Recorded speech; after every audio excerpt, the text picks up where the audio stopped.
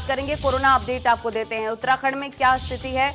बीते 24 घंटे में कोरोना के 814 नए संक्रमित मरीज आ चुके हैं सामने। प्रदेश में संक्रमित मरीजों की संख्या 41,777 पहुंच गई है, जबकि ठीक होने वाले मरीजों का आंकड़ा 29,000 की पार है। स्वास्थ्य विभाग की ओर से जारी बुलेटिन के अनुसार सोमवार को 9,822 सैंपलों के रिपोर्ट सामने आ चुके हैं, जो कि नेगेटिव आई है। कोरोना काल में अब तक दूसरी बार प्रदेश में एक दिन में संक्रमित मामलों से ज्यादा कोरोना संक्रमित मरीज रिकवर हुए हैं।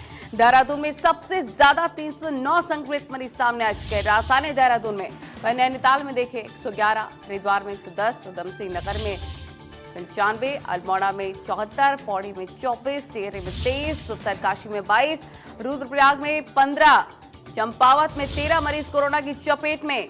प्रदेश में मरने वाले मरीजों की संख्या 501 हो गई है। संक्रमितों की तुलना में रिकवर होने वालों की संख्या बढ़ने से रिकवरी दर भी बढ़ गया है।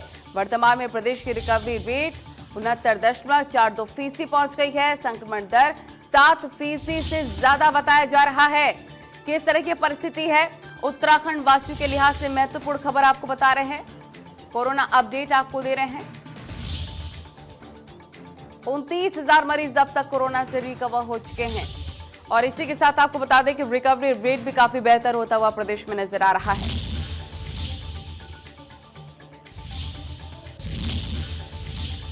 सीएम का बयान सामने आया कि कोरोना के कारण भर्ती प्रक्रियाओं में देरी ना हो। सीएम ने ऑनलाइन व्यवस्था के निर्देश जारी कर दिए हैं और समय सारिणी के अनुसार हो परीक्षा का आयोजन।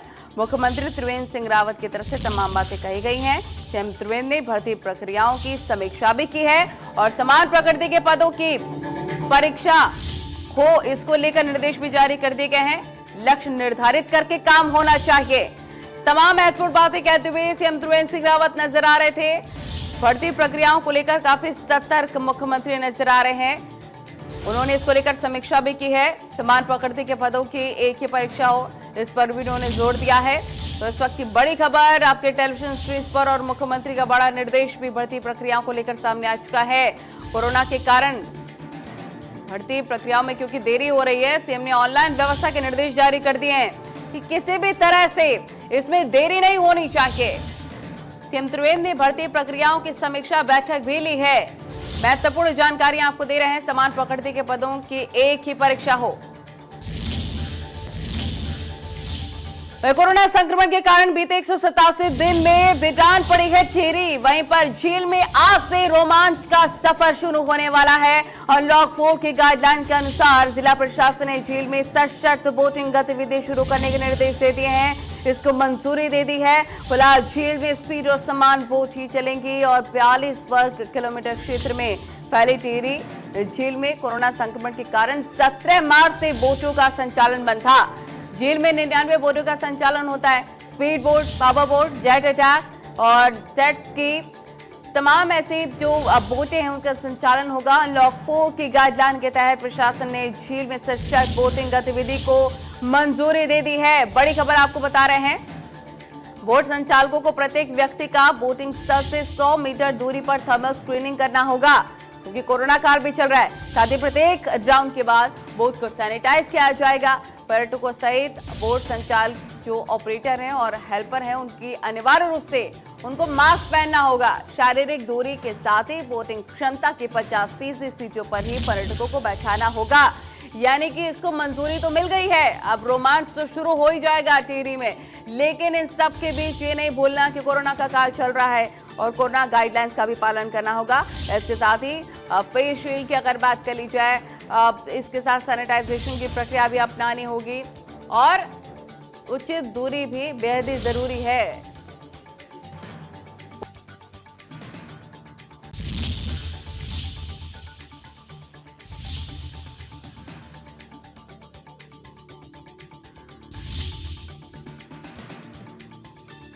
फिर से रोमांच कर सकते हैं, बोटिंग कर सकते हैं। इस वक्त की बड़ी खबर आपको बता रहे थे, झील में अब रोमांच का सफर टिहरी में शुरू हो जाएगा। तो अब आपको ग्राफिक्स के माध्यम से बताते हैं कि उत्तराखंड में अनलॉक 4 में क्या क्या नियम है। ये देखिए, पर्यटकों के लिए 2 रात की बुकिंग अनिवार्य है। होम स्टे या होटल में 2 बुकिंग बेहद ही जरूरी है। अनलॉक 4 के नियम आपको बता रहे हैं। चेक पोस्ट, एयरपोर्ट पर रैपिड एंटीजन टेस्टिंग की शुरुआत भी हो चुकी है। रेलवे स्टेशन पर भी रैपिड एंटीजन टेस्टिंग होगी। इसके साथ आपको बताएं बॉर्डर के जिले और बस अड्डों पर भी टेस्ट होगा। 7 दिन से ज्यादा रहने के लिए 10 दिन होंगे सेल्फ क्वारंटीन। सेना और अर्धसैनिक बलों के लिए भी यही नियम लागू होगा। 10 दिन का इंस्टीट्यूशनल क्वारंटीन भी रखा गया है। अनलॉक 4 में केंद्र और राज्य सरकार के मंत्री क्वारंटीन नहीं होंगे, ये भी निर्देश है। न्यायाधीश को भी क्वारंटीन नहीं होना पड़ेगा। और साथ ही आपको बता दें क्या कुछ नियम है अनलॉक 4 में। उत्तराखंड के भीतर न्यायाधीश को भी क्वारंटीन नहीं होना होगा और पर्यटकों के लिहाज से भी कई अहम गाइडलाइन जारी कर दी गई है। तो ग्राफिक्स के माध्यम से अहम जानकारी हमने आपको दी। आगे बढ़ते हैं। 2022 विधानसभा चुनाव के लिए सियासी बिसात बिछनी शुरू हो गई है। उत्तराखंड की 70 विधानसभा सीटों पर किसके नेतृत्व में चुनाव लड़ा जाएगा, यह अभी सामने आने लग गया है। कांग्रेस पूर्व सीएम हरीश रावत के प्रति भरोसा जाहिर करने की कोशिश कर रही है, तो बीजेपी पीएम और सीएम के चेहरे पर चुनाव लड़ने की जुगत में लग गई है। ये रिपोर्ट तक है। पूर्व सीएम हरीश रावत को पंजाब की जिम्मेदारी मिलने के बाद उत्तराखंड में उनके समर्थक भरोसा जता रहे हैं कि मिशन 2022 के लिहाज से कांग्रेस का ये निर्णय बेहद अहम है। हरीश रावत को उत्तराखंड के चप्पे चप्पे की जानकारी है और राजनीति का बड़ा अनुभव भी है, लिहाजा उनके कद का अनुभव उत्तराखंड के लिहाज से अहम होने वाला है। कांग्रेस आलाकमान हरीश रावत पर भरोसा जता रही है।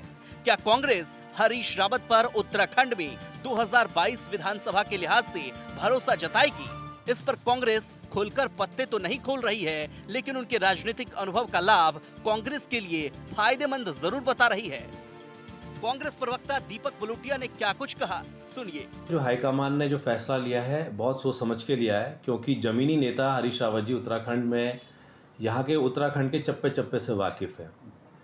और दूसरा, जब अपने कार्यकाल में उन्होंने जो जल कल्याणकारी जो नीतियां बनाई थी, जो कि वर्तमान सरकार ने उसको हाशिए पे डाल दिया, तो उसको आगे बढ़ाने का काम हरीश रावत जी अगर आके कांग्रेस की सत्ता आती है तो एक तरह से करेंगे।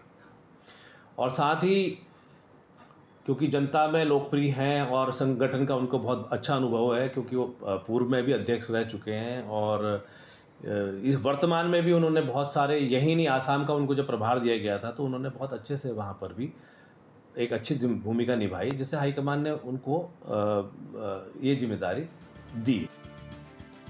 इधर बीजेपी का मानना है कि 2022 का चुनाव देश के पीएम नरेंद्र मोदी और राज्य के सीएम त्रिवेंद्र सिंह रावत के चेहरे पर लड़ा जाएगा। जिन विकास कार्यों को देश के प्रधानमंत्री नरेंद्र मोदी ने उत्तराखंड की जनता तक पहुंचाने का काम किया है, इसके अलावा त्रिवेंद्र सरकार ने उत्तराखंड में जो भ्रष्टाचार को खत्म करने, जीरो टॉलरेंस की नीति बनाकर प्रदेश को ऊंचाई पर ले जाने का काम किया है, उसमें कोई शक नहीं है कि 2022 का चुनाव केंद्र में नरेंद्र और उत्तराखंड में त्रिवेंद्र के नाम पर लड़ा जाएगा। लिहाजा बीजेपी का तो तय है कि उत्तराखंड में विधानसभा चुनाव सीएम और पीएम के नाम पर ही लड़ा जाएगा। कैबिनेट मंत्री धन सिंह रावत ने भी खुलकर इसे स्वीकार किया है। भारतीय जनता पार्टी पूरे देश में माननीय प्रधानमंत्री जी के चेहरे पे और माननीय मुख्यमंत्री जी के चेहरे पे ही चुनाव लड़ती है। और ये पूरे प्रदेशों के लिए, पूरे देश के लिए एक नियम है कि हम देश के प्रधानमंत्री जी ने इतना बड़ा काम कर रहे हैं, वो विश्व के नेता हैं। आज हमारे धारा 370 समाप्त हो गई है। आज कृषि क्षेत्र में इतना बड़ा काम हो रहा है, रोजगार के क्षेत्र में इतना बड़ा काम हो रहा है, तो नेचुरली हम जो काम प्रधानमंत्री जी ने हमारे राज्य के लिए किए हैं, चाहे ऑल वेदर रोड का मामला हो, चाहे हमारा रेलवे कनेक्टिविटी का मामला हो, चाहे एयर कनेक्टिविटी का मामला हो, चाहे अभी हमारे प्रधानमंत्री जी उत्तराखंड राज्य को 2000 करोड़ रुपए हर गांव को नेटवर्क से जोड़ने के लिए दे रहे हैं, और हर घर में नल और हर नल में जल। ये जो है 2022 तक घर घर पानी देने का भी काम प्रधानमंत्री जी कर रहे हैं। तो नेचुरली हम प्रधानमंत्री जी ने जो काम हमारे राज्य के लिए किए हैं और हमारे मुख्यमंत्री जी ने जो काम हमारे राज्य के लिए हैं, उनको चाहे केंद्र सरकार के काम हो चाहे प्रदेश सरकार के काम हो, हम एक हाथ में मोदी जी का फोटो और एक हाथ में अपने मुख्यमंत्री जी का फोटो लेके लोगों के बीच में जाएंगे और प्रचार करेंगे कोई कन्फ्यूजन कहीं नहीं है और प्रदेश अध्यक्ष जी के नेतृत्व में हम अपने पूरे काम चलाएंगे। बीजेपी मिशन 2022 पीएम मोदी और सीएम त्रिवेंद्र के चेहरे पर लड़ेगी तो कांग्रेस पूर्व सीएम हरीश रावत को 2022 के लिहाज से मजबूत नेता के रूप में देख रही है। अब देखना यही है कि बीजेपी का पीएम मोदी और सीएम के चेहरे के आगे कांग्रेस किस चेहरे पर दांव खेलना पसंद करेगी। तारा जोशी, इंडिया न्यूज, हल्द्वानी। आगे बढ़ते हैं खबर देहरादून से। आपको बता दें, उत्तराखंड विधानसभा का मानसून सत्र और सत्र से पहले विधायकों मंत्रियों के कोरोना टेस्ट होंगे। विधायक हॉस्टल में स्वास्थ्य विभाग की टीम पहुंची। किशोर 22 सितंबर को होंगे कोरोना टेस्ट। 72 घंटे पहले की नेगेटिव रिपोर्ट आने पर ही प्रवेश मिलेगा।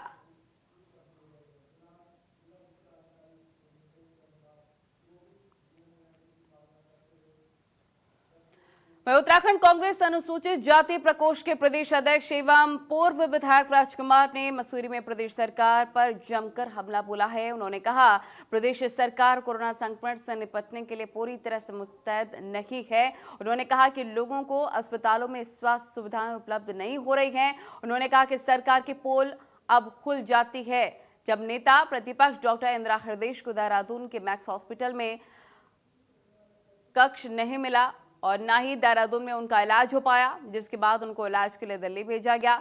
ऐसे में आम आदमी को मिलने वाली सुविधाओं का अंदाजा लगाया जा सकता है।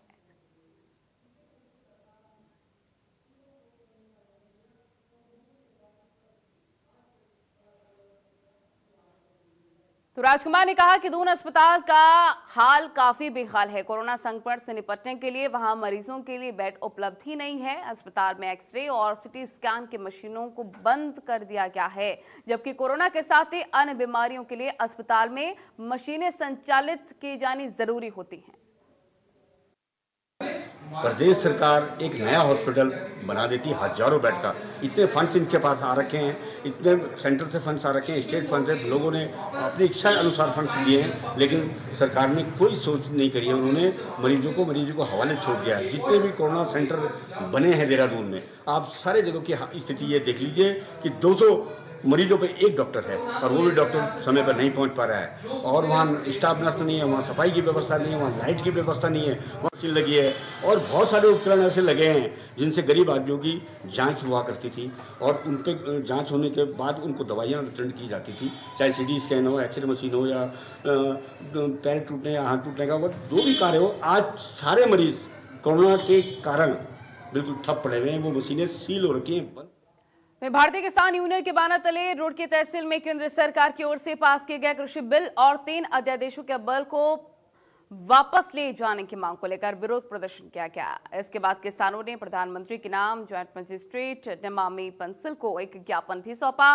भारतीय किसान यूनियन के जिला अध्यक्ष विजय शास्त्री के नेतृत्व में भाकियों से जुड़े किसानों ने रुड़की तहसील में केंद्र सरकार की नीतियों के खिलाफ हल्ला बोला है। किसानों ने कहा कि केंद्र सरकार के द्वारा 5 जून को लागू किए गए अध्यादेशों का किसान पूरे देश में विरोध कर रहे हैं। उन्होंने कहा कि ये कानून किसान हित में नहीं है, इसलिए किसान हितों को देखते हुए ये जो आदेश है वो आज ही तुरंत वापस लिया जाए।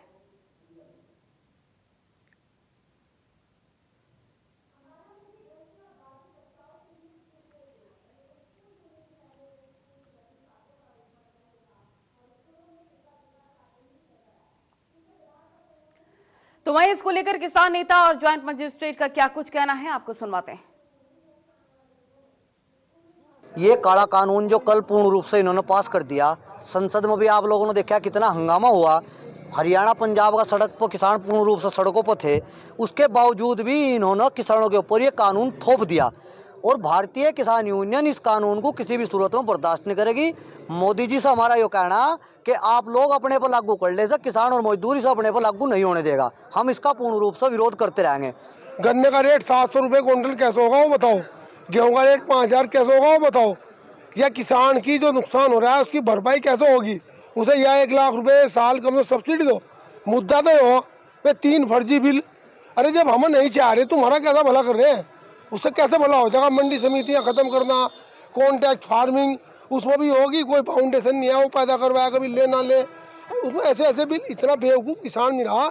इन सरकार के जो नुमाइंदे उन्हें हम बता देना चाह, जितना दिमाग तुम्हारे अंदर है इतना दिमाग हमारे अंदर है। किसानों के द्वारा आज अपने विचार व्यक्त किए गए हैं अध्यादेश और बिल को लेकर के, तो उसी संबंध में उनके विचार सुने गए। उन्होंने जो माननीय प्रधानमंत्री महोदय और माननीय मुख्यमंत्री महोदय को संबोधित करते हुए ज्ञापन दिया है, इसको उचित चैनल के माध्यम से आगे पहुंचाया जाएगा, उनके विचारों को, उनकी बातों को आगे। रुद्रपुर में किसान यूनियन उत्तराखंड के पदाधिकारियों द्वारा राज्यसभा और लोकसभा में पारित किसान विधेयक बिल को लेकर प्रदर्शन किया गया। इस दौरान उन्होंने प्रधानमंत्री को जिलाधिकारी के माध्यम से ज्ञापन भी सौंपा। उन्होंने कहा कि किसान विधेयक बिल किसानों के हित में नहीं है। इस दौरान किसानों ने केंद्र सरकार के खिलाफ जमकर नारेबाजी की। उन्होंने कहा कि खेती से जुड़े 3 ऑर्डिनेंस को पारित किए गए हैं, वो किसान के हितों में नहीं है। इन अध्यादेशों के पारित होने से मंडी बोर्ड खत्म हो जाएगा, जिससे किसानों को भारी नुकसान का सामना करना पड़ेगा। साथ ही कॉर्पोरेट जगत और बिचौलियों को इसका सीधा फायदा होगा। मंडी व्यवस्था खत्म हो जाने के कारण व्यापारियों की मनमानी बढ़ेगी। किसान यूनियन के सदस्यों ने कहा कि सरकार तत्काल किसान विरुद्ध बिल को वापस ले, नहीं तो किसान सड़कों पर उतरने को बाध्य हो जाएंगे।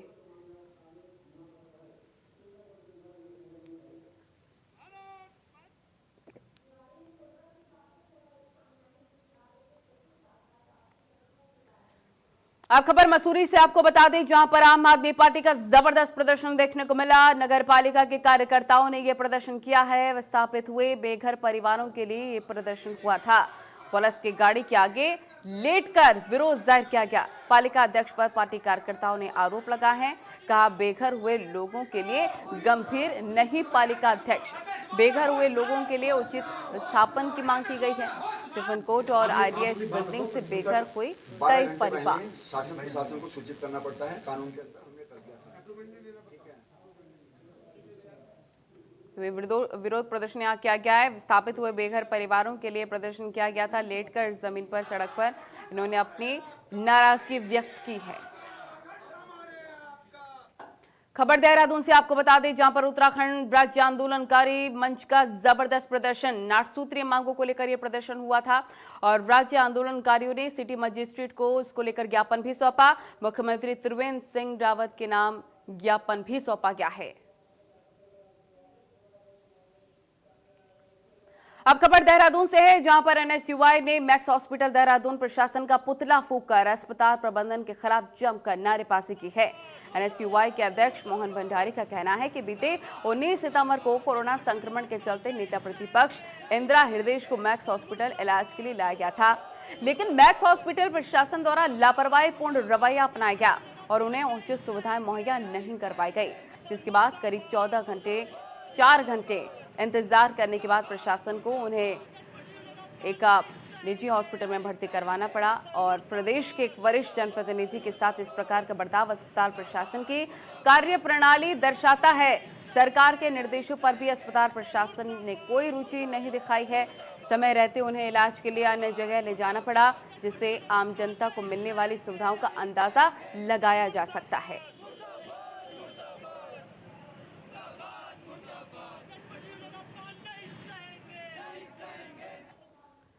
वहीं राज्यपाल बेबी रानी मौर्य बद्रीनाथ धाम पहुंचकर भगवान बद्रीनाथ की पूजा अर्चना करने के लिए पहुंची और राज्यपाल ने राज्य एवं देश की खुशहाली की कामना की है और अपने निर्धारित कार्यक्रम के तहत राज्यपाल आज ठीक 9:45 पर बद्रीनाथ स्थित एक हेलीपॉड पहुंचेंगी। वहां से बद्रीनाथ मंदिर पहुंचकर भगवान बद्रीनाथ की स्तुति उन्होंने की और इस दौरान उनके पति प्रदीप मौर्य भी उनके साथ मौजूद रहे। इसके बाद राज्यपाल ने ब्रह्म कपाल पहुंचकर अपने पितरों का पिंडदान किया है।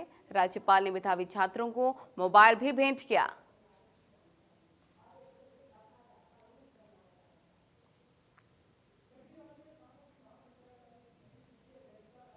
तस्वीरें देख सकते हैं आप कार्यक्रम की, जहां पर छात्रों को, बच्चों को मोबाइल भेंट किया गया है।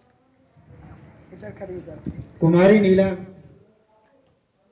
वहीं काशीपुर पुलिस ने लाखों रुपए की स्मैक के साथ दंपति को गिरफ्तार कर लिया है और इसमें सफलता भी हासिल कर ली है। पुलिस ने दोनों को गिरफ्तार कर न्यायालय के समक्ष पेश किया। दरअसल काशीपुर कोतवाली के टांडा रिपोर्टिंग पुलिस चौकी पर मुखबिर की सूचना पर चौकी प्रभारी जितेंद्र कुमार के नेतृत्व में तड़ियाल रेलवे क्रॉसिंग के पास से मोहल्ला थाना साबिक निवासी समीर अहमद और उसकी पत्नी सारा को 27 ग्राम स्मैक के साथ पकड़ा गया है। पुलिस के मुताबिक समीर के पास से 15 ग्राम और सारा के पास से 12 ग्राम स्मैक जब्त किया गया है। पुलिस के मुताबिक पकड़े गए स्मैक की अंतरराष्ट्रीय जो बाजार में कीमत है वो 2,75,000 रुपए है। पकड़ा गया आरोपी समीर अहमद पहले भी 2016 में इस तरह के काम कर चुका है। तो पुलिस चेकिंग के दौरान ये बड़ी सफलता पुलिस को हाथ लगी। ये दोनों दंपति देख सकते हैं आप, इनके साथ ये स्मैक भी पकड़ा गया है जिसकी कीमत अंतर्राष्ट्रीय बाजार में 2,75,000 है।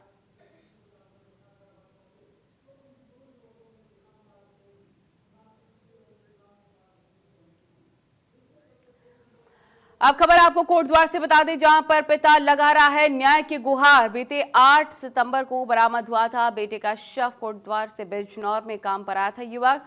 परिजन जता रहे हैं हत्या की आशंका और प्रशासन से न्याय की गुहार लगाई जा रही है। परिजन मृतक के दोस्तों पर हत्या का मुकदमा दर्ज कराने की मांग कर रहे हैं। परिजनों ने पार्षद पर मामला एक तरफा बताने की बात कही और रफा दफा करने की मांग भी उनके द्वारा की गई थी। इसका आरोप भी लगाया जा रहा है परिजनों के द्वारा।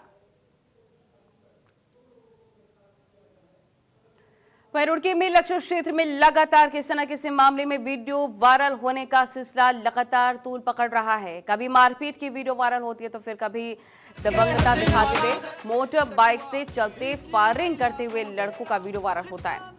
अक्सर पुलिस छोटी मोटी कार्रवाई तो करती है मगर उसका असर कुछ होता नहीं है। आपको बता दें कि हाल ही में इस बार खड़ंजा के इलाके में फायरिंग करते हुए 3 युवकों का वीडियो वायरल हुआ।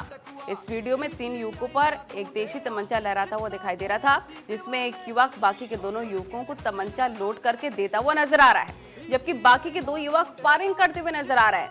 मामले में लक्सर पुलिस ने कार्रवाई करते हुए एक युवक को गिरफ्तार किया है। पुलिस के आला अधिकारी का कहना है कि वायरल वीडियो के आधार पर जांच की जा रही है।